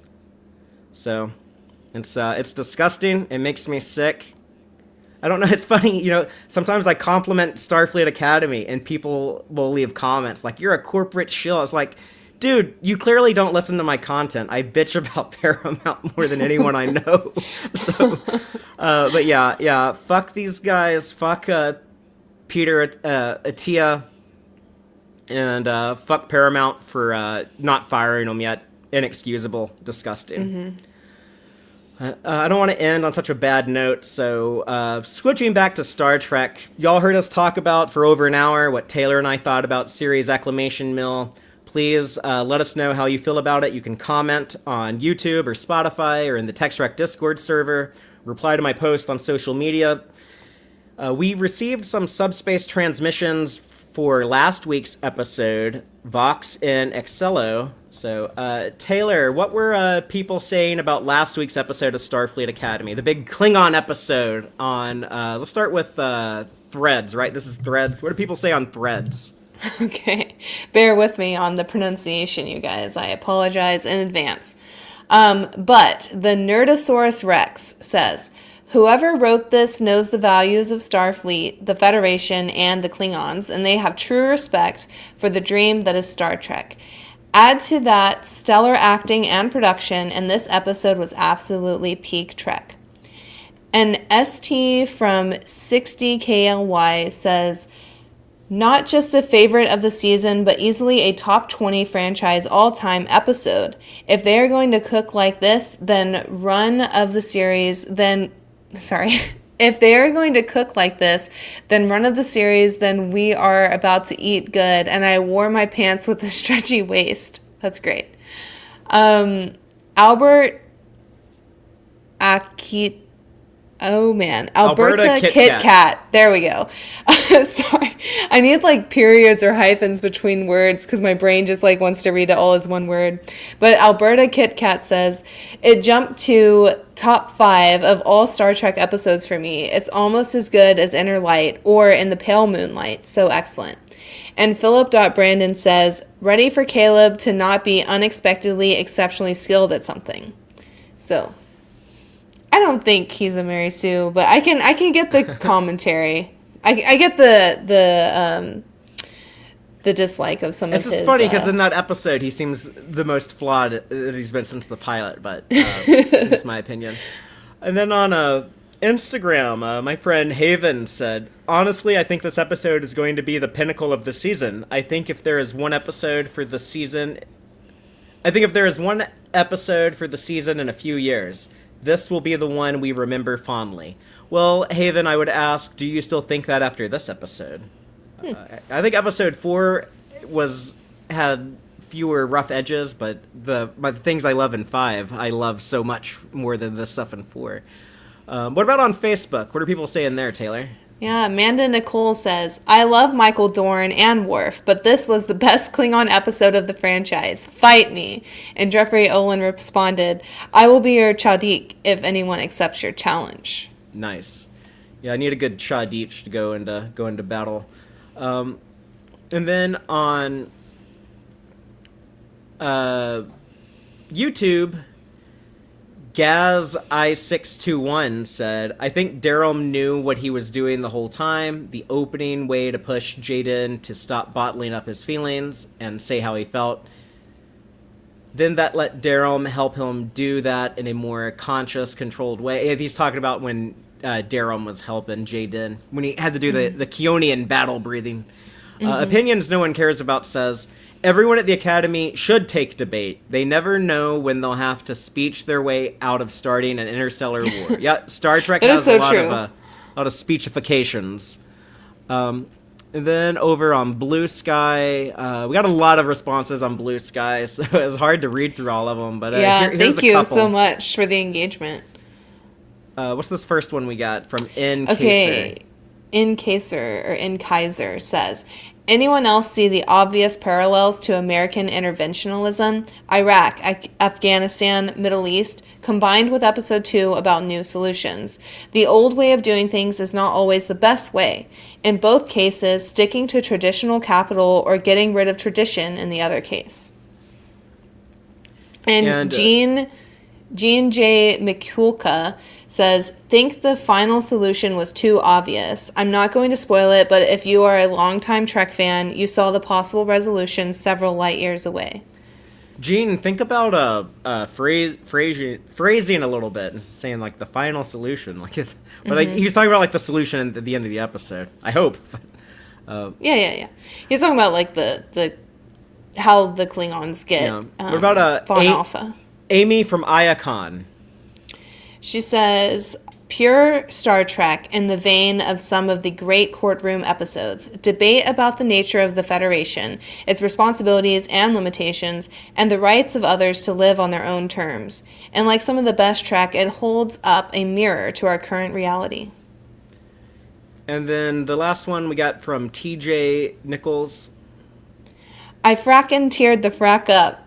Why is it Klingons do that to me? I cry every time I see Worf and Jadzia's wedding. The episode was brilliant. Strangely, it made me think about ebonics and code switching. It's just who we are as Black people. We don't have to speak the King's English to be respected.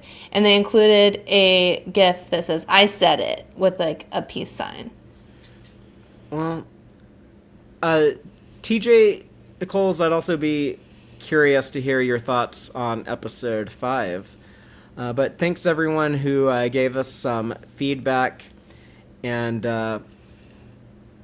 sorry we ran so long today, but I was really excited for this episode. So and I'm looking forward to re-listening to all of this conversation for about 4 hours Sunday when I edit this. But these long shows take me a while. But I am glad that at least people in our audience seem to be enjoying the show. I keep hearing about like all these people who hate it, but I don't know. I'm not as active on social media as I used to be. So in my little corners, people seem pretty positive. But just a reminder, Rachel and crew are doing first reaction streams on Thursday nights, the day that new episodes drop. And you can always watch us live on Fridays at 5 p.m. Central for the deep dive discussions on these Academy episodes. And Taylor and I also have another show called The Other Star Franchise, where we talk about the Other Star Franchise Star Wars. Currently working our way through the Clone Wars, which is going to take us a while, but we'll get to some other stuff at some point over there. We're watching a lot of the shows and animation in chronological order. But I want to do a Superman show on Monday that people can tune into. The Super Maniacs, also live on YouTube. We're available wherever you get your podcast, but I'm tired of plugging things. The last thing I'll plug is next week's episode of Starfleet Academy. Taylor and I will be here discussing it, so looking forward to that. Thank you, everyone who watched us live tonight. Thank you, everyone watching or listening to us later. And until next time, as always, live long and prosper, y'all.